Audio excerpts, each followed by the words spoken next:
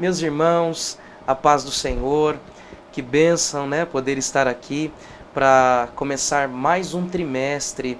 Olha só que vitória, é isso mesmo, nós vamos começar mais um trimestre e hoje nós vamos iniciar aqui comentando a revista dos jovens.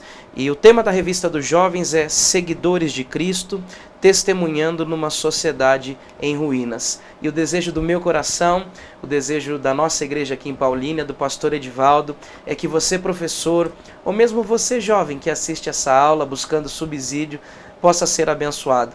E o desejo do meu coração é que o Espírito Santo nesse trimestre te use poderosamente, porque teremos lições espetaculares, coisa muito boa. Você vê aqui as lições que hoje nós estudaremos a lição de número 1, e o tema da lição é relevantes como sal, resplandecentes como a luz. Quem comenta essa próxima revista do quarto trimestre de 2017 é o Valmir Nascimento, e ele traz aqui, irmãos, um desafio para nós olharmos para essa sociedade, entendermos os problemas sociais que ela vem passando, entendermos como lidar com a violência, como lidar com a discriminação e o preconceito, como lidar até mesmo com os refugiados e entender, irmãos, que a solução desse mundo, a solução do nosso país, do Brasil, a solução mundial para as guerras, para a fome, ela é uma só. E essa solução, você professor, você jovem, você já tem. Essa solução é Jesus Cristo, nosso Salvador. Se de repente você está escutando o comentário dessa primeira lição e você ainda não se decidiu por Jesus, entregue a sua vida para Jesus. Ou de repente você está escutando, está afastado dos caminhos do Senhor, volte hoje para Jesus. Deus tem uma grande bênção para você. Então é isso que nós vamos estudar. Lição maravilhosa. Você não pode perder. São 13 lições que mudarão a sua vida. Eu incentivo a você, professor, a você, jovem, dê o seu melhor. Participe das aulas da escola dominical e eu tenho certeza que Deus vai te abençoar de uma maneira poderosa, tá bom? Vamos lá então, lição de número 1, quarto trimestre de 2017. Nós estudamos na lição passada, na revista passada, falamos um pouco sobre o tempo, o propósito do tempo, como Deus pode nos ajudar a conciliar o nosso tempo, as nossas atividades, para mesmo assim ter tempo para agradar e glorificar ao Senhor. E agora nós vamos começar a nossa lição primeiro, falando sobre relevantes como sal, resplandecente como a luz. O nosso texto do dia, o texto de referência está em Mateus 5,16, que diz assim: assim resplandeça a vossa luz diante dos homens, para que vejam as boas obras e glorifiquem o vosso Pai que está nos céus. A síntese da nossa lição diz o seguinte: o viver cristão autêntico é capaz de fazer uma diferença substancial na sociedade, não por meio de palavras, mas através de ações verdadeiras. E é isso que nós precisamos aprender.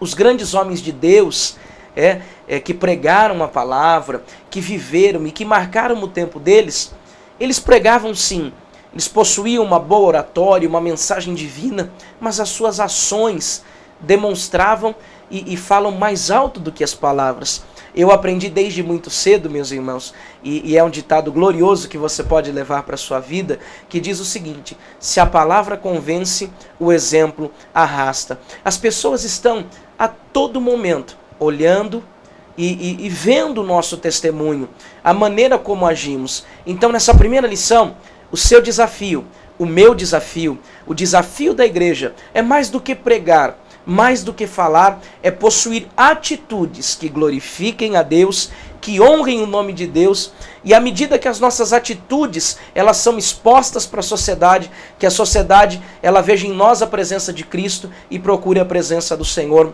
através das nossas ações. E é isso que diz a nossa síntese aqui. Mais do que palavra, mais do que presença em reuniões de culto, vamos ter para esse mundo tão perdido, esse mundo de tantas ilusões, esse mundo de tantas dificuldades, um bom testemunho, para que esse testemunho possa alcançar vidas e o nome do Senhor ser glorificado. Também é isso que nós vamos tratar. O texto bíblico está em Mateus 5, do 13 ao 16, quando o Senhor Jesus convida os seus discípulos para serem sal e para serem a luz da terra. E aqui, introduzindo essa lição, é tão glorioso perceber que o sal ele é um elemento da culinária, não é verdade? Você já comeu alguma coisa sem sal? Você já comeu alguma coisa que faltava tempero? Não fica bom, né? O sal é um ingrediente essencial de qualquer prato salgado. Mas você já comeu também um prato com excesso de sal, que possuía muito sal? Não fica ruim também? Então nessa lição nós vamos estudar como ser sal, mas de uma maneira equilibrada. E nós vamos estudar também como eu posso ser luz nesse mundo. E esse mundo de trevas, ele tem a certeza que ele precisa da luz que você tem. Não menospreze, não se sinta menor do que ninguém. Você é a luz do mundo e o Senhor te chamou para isso. Então essa é o nosso desafio, é o desafio da igreja, brilhar e ser sal em um mundo sem sal. E olha, eu posso lhe dizer uma coisa: se tudo isso que o mundo tem oferecido de prazer fosse a solução para os problemas, as baladas, as noites, as bebidas, as drogas, a relação sexual, se entregando a várias pessoas, tendo vários parceiros, tendo várias parceiras, fosse a felicidade do mundo, nós não teríamos um índice tão grande e que beira o absurdo de adolescentes e jovens que estão tirando a sua própria vida, de adolescentes que estão usando de ferramentas como cortarem os braços, as pernas, para aliviar a dor que está sentindo. E você, professor de jovem, incentive a sua classe. E você que é jovem, por favor, leve isso que você tem, porque nós não precisamos de balada, nós não precisamos de bebida, nós não precisamos de droga, nós não precisamos das coisas e os artifícios desse mundo, porque a presença de Cristo, ela nos enche de uma maneira tão gloriosa que nós não precisamos disso. E olha só, e o mais bonito de tudo é que quando nós temos essa presença, o desafio é levar o sal para essas pessoas. O desafio é levar a luz para essas pessoas, porque você é o sal da terra e você é a luz do mundo. O tópico de número 1 diz assim: comissionados para transformar o mundo. Você é um agente de transformação. Você tem o Espírito Santo que te ajudará a ser um agente de transformação.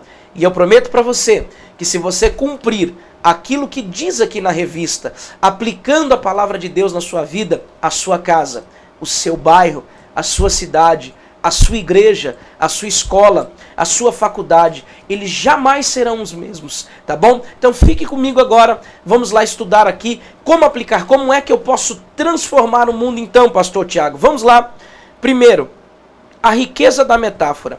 No contexto do Sermão da Montanha, logo após falar sobre as beatitudes, Jesus declarou aos seus discípulos: são o sal da terra e a luz do mundo. Ensinador por excelência, o mestre valeu-se da metáfora, extraída das práticas comuns da vida, para transmitir um rico ensinamento a respeito do testemunho cristão no ambiente social. A alegoria empregada nos fala sobre um aspecto essencial da missão da igreja na terra: a sua presença ativa e transformadora na sociedade. Olha só, nós estamos vivendo dias em que as manifestações são cada vez maiores.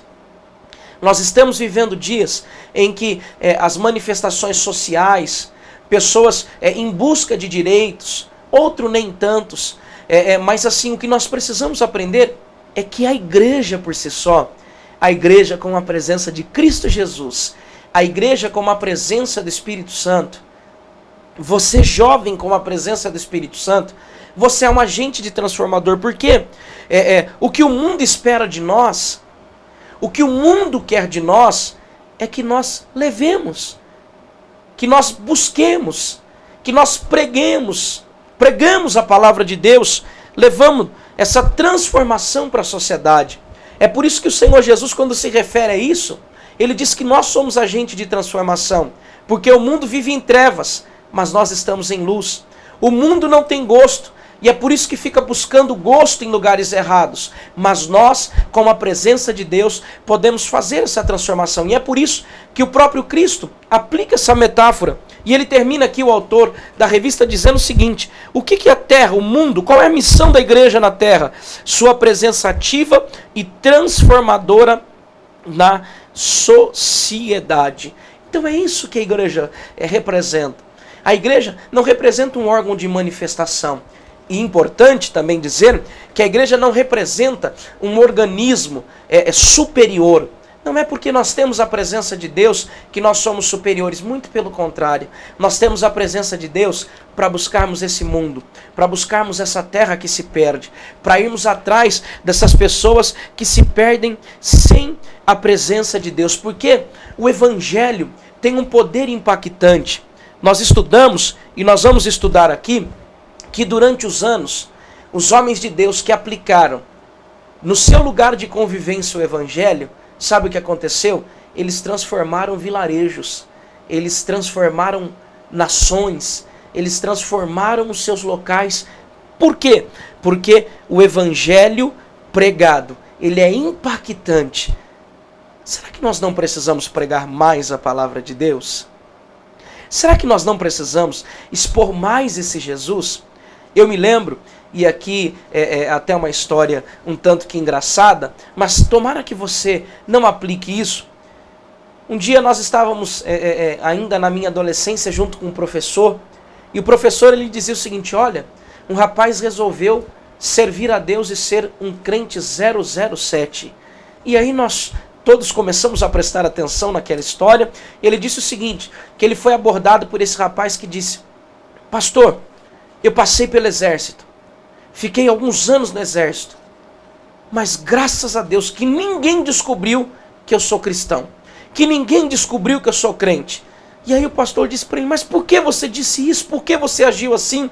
Ensinou a ele que ele tomou uma atitude errada.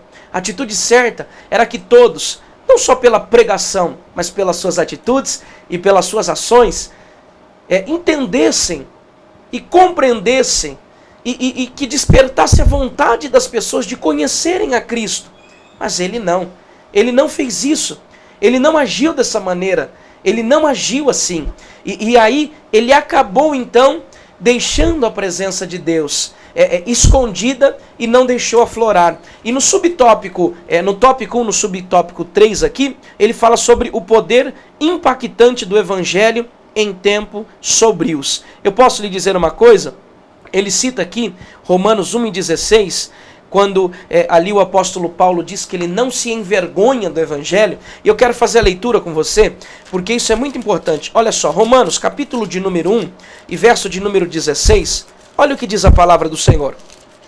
Glória a Deus. Diz assim: porque não me envergonho do Evangelho de Cristo, pois é poder de Deus para a salvação de todo aquele que crê, primeiro do judeu e também do grego. O Evangelho é a solução. Para você que está assistindo esse subsídio, o Evangelho é a solução para a sociedade. O Evangelho é a solução para a violência. A palavra de Deus, isso que você tem, é a solução para o suicídio. Por quê? Porque aonde o Evangelho de Cristo chega, aonde a palavra de Cristo chega, tudo se transforma. E eu tenho um convite especial para você, jovem. Não se envergonhe do Evangelho de Jesus Cristo. Não se envergonhe da presença de Deus. Quantas pessoas que nós conhecemos, que quando estão fora do ambiente de convivência dos irmãos, fora do ambiente de convivência da igreja, na sua escola, no seu trabalho, na sua faculdade, tem vergonha de testemunhar a Cristo. Tem vergonha de dizer que é crente. Quantas vezes nós escutamos pessoas que dizem assim: você serve a Deus? Você é crente, não é? E aí a pessoa responde: não, eu só vou à igreja. Ou ela responde: não, os meus pais vão à igreja e me obrigam a ir. Não, não faça isso, jovem. Testemunhe da presença de Deus. Testemunhe da graça de Deus. Testemunhe da presença do Senhor. Você é uma testemunha. Olha só, o título... Perdão.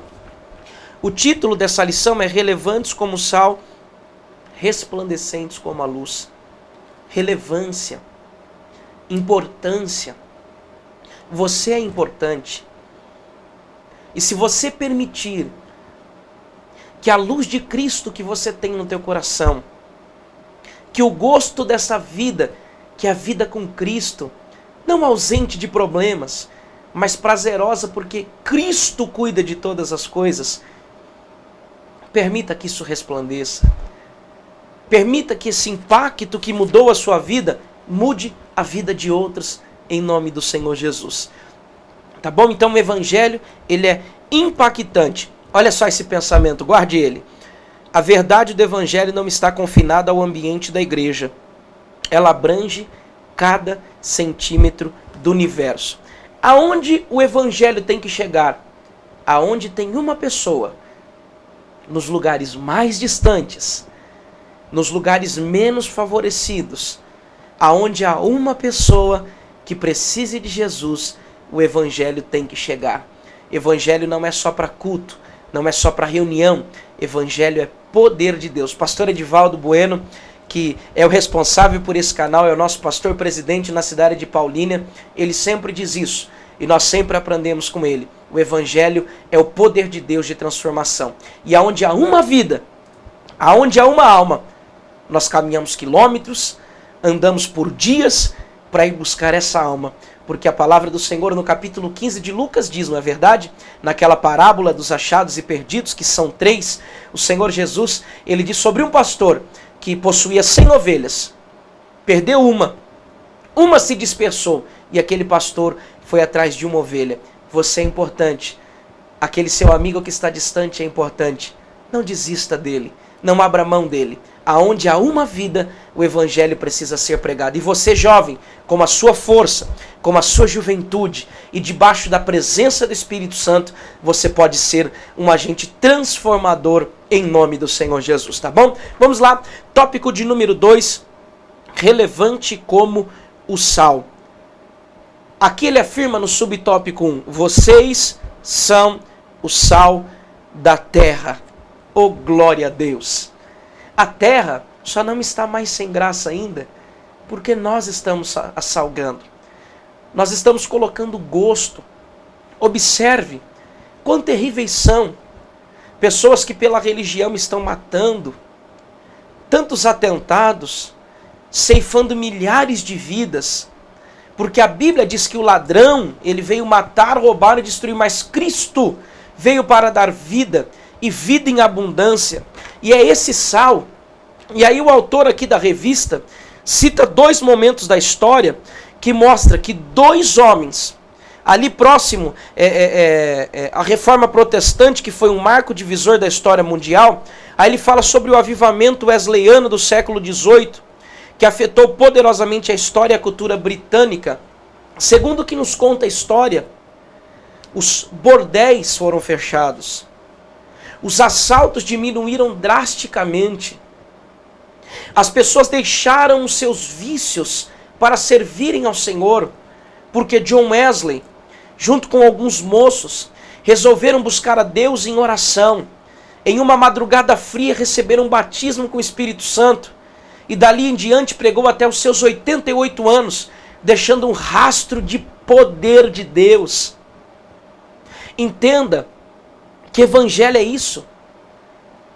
Aqui diz que a cultura britânica foi impactada pela presença de Deus, pelo avivamento que foi despertado no coração de um homem que se entregou. Ei, jovem, ei, professor de jovens, eu quero te incentivar.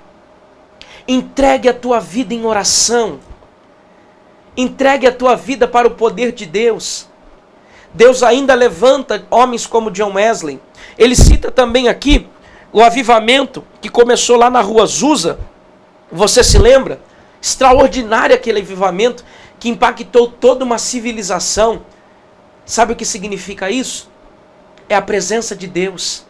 É a graça de Deus que pode mudar a história. O Brasil precisa de jovens que não protestem, que não briguem, que não se exponham à violência desse mundo, mas que dobrem os seus joelhos e que digam: Senhor, use a minha vida. Use a minha vida para a tua glória. Você é sal da terra. E para que serve o sal? Para temperar. Uma comida bem temperadinha não é gostosa de comer? Um arrozinho e um feijão bem temperado não é gostoso de comer? Mas vale aqui ressaltar, e já entramos no subtópico 2, que diz o seguinte: cadê o sabor do sal que estava aqui? Cadê o sabor do sal da igreja? Cadê, jovem, o seu sabor? Aonde está esse sabor? Ele precisa aparecer. E se o sal for insípido, com que se há de salgar? Para nada mais presta, senão para lançar fora e ser pisado pelos homens. Pastor Ezequias Gomes, da cidade de Suzano, esteve aqui conosco e compartilhou algo glorioso que eu queria compartilhar com você. Num templo, uma das salas, eu não quero falar das outras, mas era a sala aonde se guardava o sal que não era muito bom, o sal que não era de tão boa qualidade. Por quê? Porque no templo o piso era de mármore e quando chovia ele ficava muito escorregadio, era um piso muito escorregadio. E aí o que os responsáveis pelo templo faziam? Jogavam o sal no chão, porque o sal impedia que as pessoas escorregassem. E é por isso que Cristo está usando essa comparação. Está dizendo, olha, se o sal não é bom para salgar, ele é lançado para as pessoas pisarem.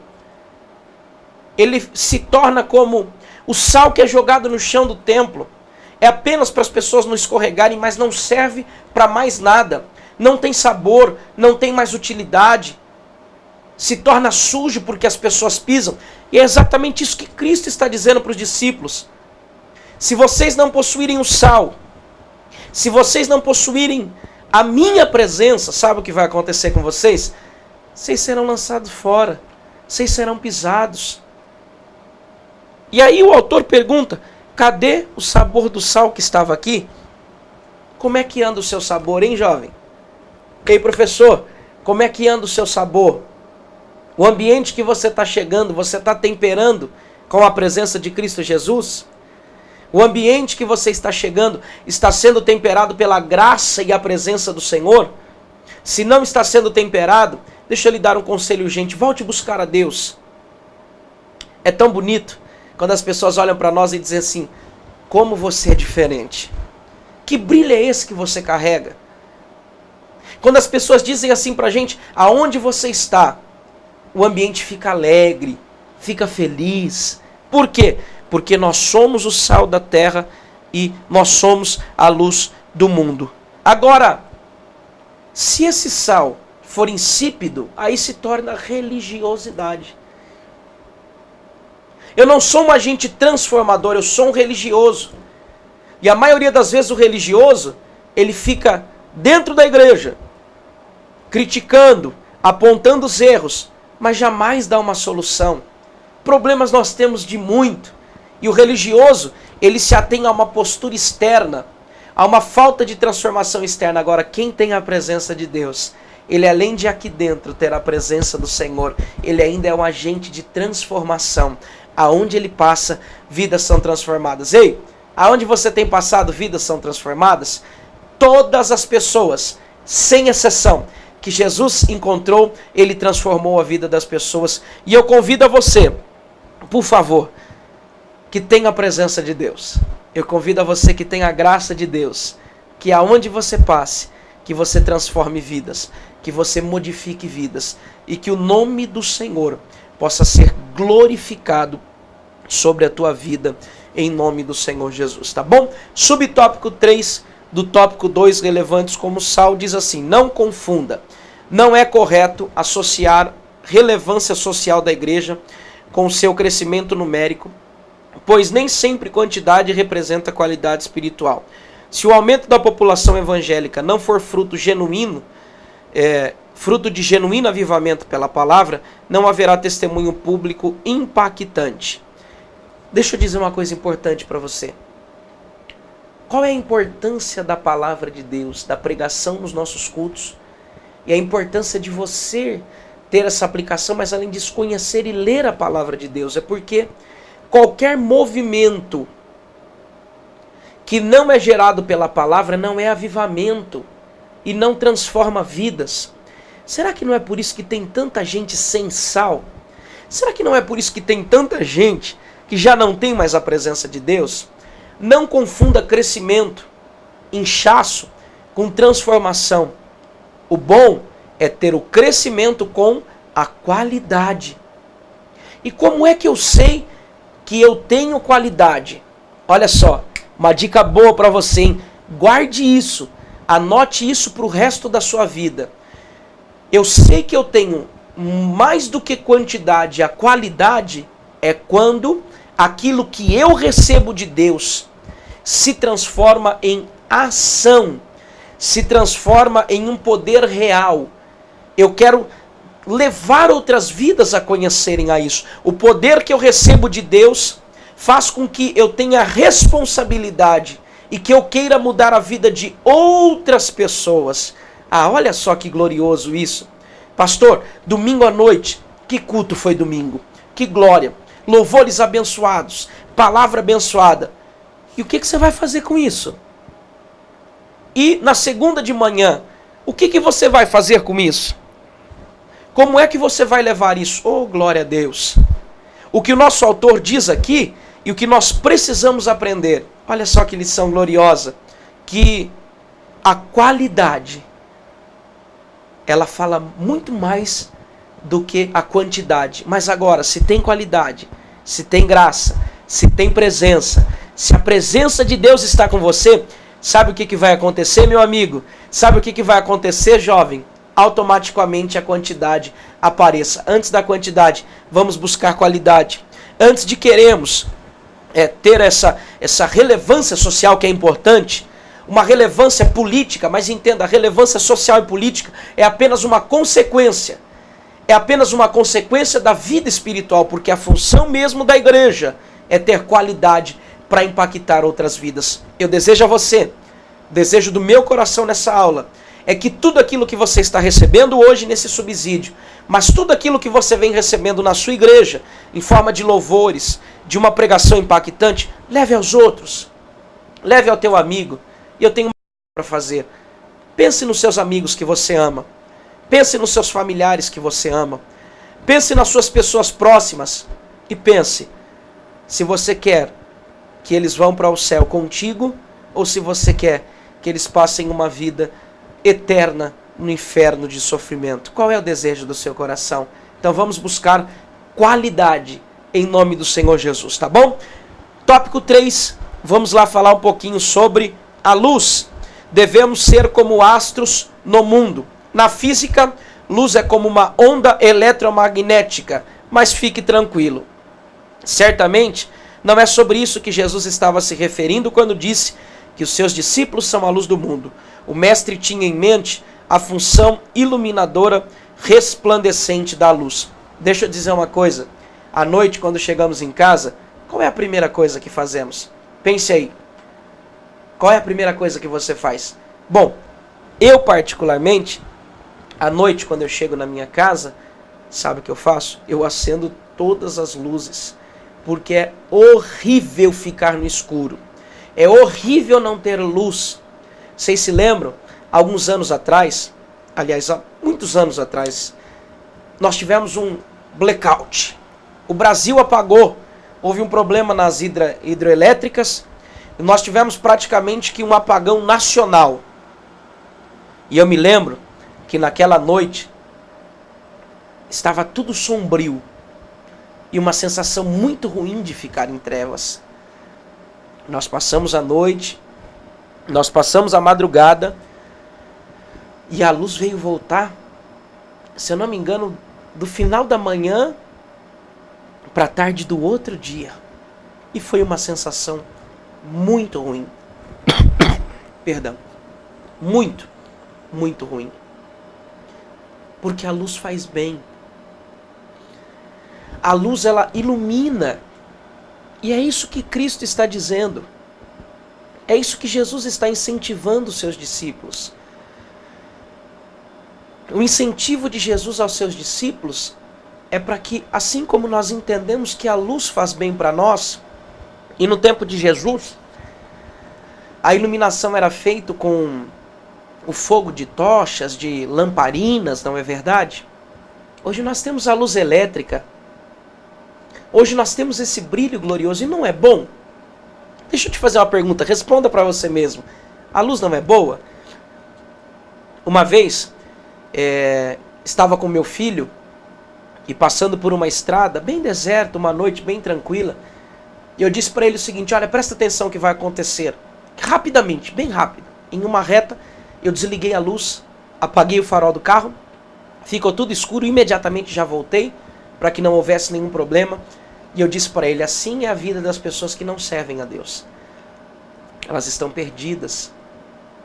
Elas estão procurando auxílio. Elas precisam de auxílio. Mas quando a luz brilha, olha como fica tudo mais bonito. Então, é sobre a funcionalidade da luz que Cristo está falando. E aonde a luz chega, as trevas elas vão embora. Você é a luz do mundo. Por quê? Porque o mundo está em trevas. O mundo vive em trevas. Subtópico 2, muito importante, diz o seguinte: não esconda a sua luz. A nossa luz, ela precisa brilhar. Olha o que diz 2 Coríntios, capítulo de número 4. Vamos lá? 2 Coríntios, capítulo de número 4 e verso de número 6. Olha o que diz a palavra do Senhor. Porque Deus, que disse que das trevas resplandecesse a luz, é quem resplandeceu em nossos corações para a iluminação do conhecimento da glória de Deus na face de Jesus Cristo. Quem acendeu essa luz em nós foi o próprio Deus. E nós temos de Jesus Cristo essa luz. E nós podemos, devemos e temos a responsabilidade de levar essa luz para outras pessoas. Ei, por que você está escondendo a sua luz? Por que você não está deixando essa luz brilhar?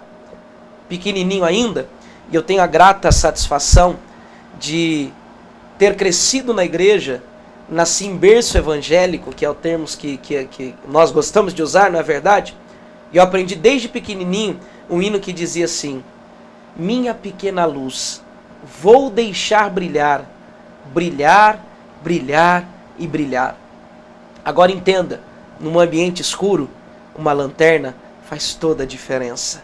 Num ambiente escuro, uma pequena luz faz toda a diferença. Agora, você jovem, você professor de jovem, já pensou se todos nós, se todos do teu grupo, se todos da sua sala, se todos que você está ministrando essa aula derem as mãos e juntos deixarmos a nossa pequenina luz brilhar, o que não vai acontecer? Não pode esconder uma cidade edificada. Não pode pegar uma lamparina e cobri-la simplesmente porque ela nasceu para brilhar. Ei, você nasceu para brilhar, jovem.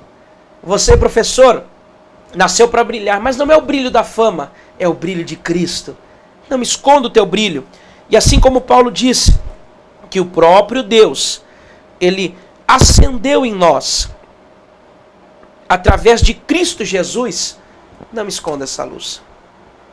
Não deixe essa luz escondida. Não deixe essa luz deixar de brilhar. Eu desafio você a brilhar a luz pelas suas atitudes. Quer que eu te dê um exemplo claro disso? Você jovem que já dirige, não passe no sinal vermelho. Não brigue, não feche outra pessoa. Não diga palavras torpes. Não xingue, né? Não é verdade? Você jovem na escola, estude. Honre e obedeça os seus professores. Não cole. Colar é pecado, viu? Porque você está mentindo, você está burlando uma regra. São atitudes tão simples. Não incite a violência. Não tenha vários relacionamentos. Espere o homem ou a mulher que Deus está preparando para você. Entregue o seu corpo só para Ele. Não fique no meio de rodas em que difamem a palavra de Deus, em que pessoas falem sobre pornografia, sobre sexo, sobre mentira. Não participe de piadas sujas. Não participe de coisas que não honrem a Deus. E pelo seu testemunho, se importando com as pessoas, pregando a palavra de Deus, deixe essa luz brilhar. Posso lhe fazer uma pergunta? Assim como eu, Você tem muita vontade de deixar essa luz brilhar? Você tem muita vontade de deixar a presença de Deus brilhar no seu coração? Você tem? Então, que você permita que essa luz brilhe sobre a sua vida, tá bom? Subtópico 3, do tópico 3, nós já estamos encerrando, diz assim: luz pentecostal. É significativo observar que o símbolo do batismo como Espírito Santo e do pentecostalismo é o fogo, em alusão a Atos 2:3. Além de aquecer, a chama irradia luz. Consequentemente, a espiritualidade pentecostal não se restringe a um gueto religioso. Ela é capaz de impactar o mundo no poder do Espírito Santo e fornecer uma visão distinta sobre a sociedade, iluminando-a. Podemos afirmar que a fé pentecostal tem sempre algo a dizer, seja nos degraus do Templo de Jerusalém, no Areópago de Atenas e no seu bairro e na sua cidade. Ei, como é que 12 homens, como é que poucos homens viraram o mundo de cabeça para baixo? É pela luz do Espírito Santo. Pastor, eu quero ser luz, o que eu faço? Busque a Deus em oração. Pastor, eu quero ter esse fogo no meu coração. Leia a palavra de Deus. Participe de cursos teológicos. Participe da escola bíblica dominical, pelo amor de Deus. Participe de coisas que vão acrescentar a sua vida. E se o Espírito Santo estiver dentro de você, e você der liberdade para que ele haja sobre a tua vida, sabe o que vai acontecer? Assim como os discípulos da igreja primitiva foram usados, assim como os primeiros cristãos foram usados, Deus te usará poderosamente. Então permita que o Espírito resplandeça. Resplandeça a glória de Deus. Para nós concluirmos, terminarmos essa lição, o Senhor Jesus, ele te convida. O Senhor Jesus convida você, jovem, a ser sal em um mundo tão insípido e a ser luz em um mundo em trevas. A nossa conclusão, ele diz que o intuito dessa lição introdutória foi explicar o significado da metáfora de Jesus sobre sal e a luz. A alegoria enfatiza a presença ativa e transformadora da igreja na sociedade.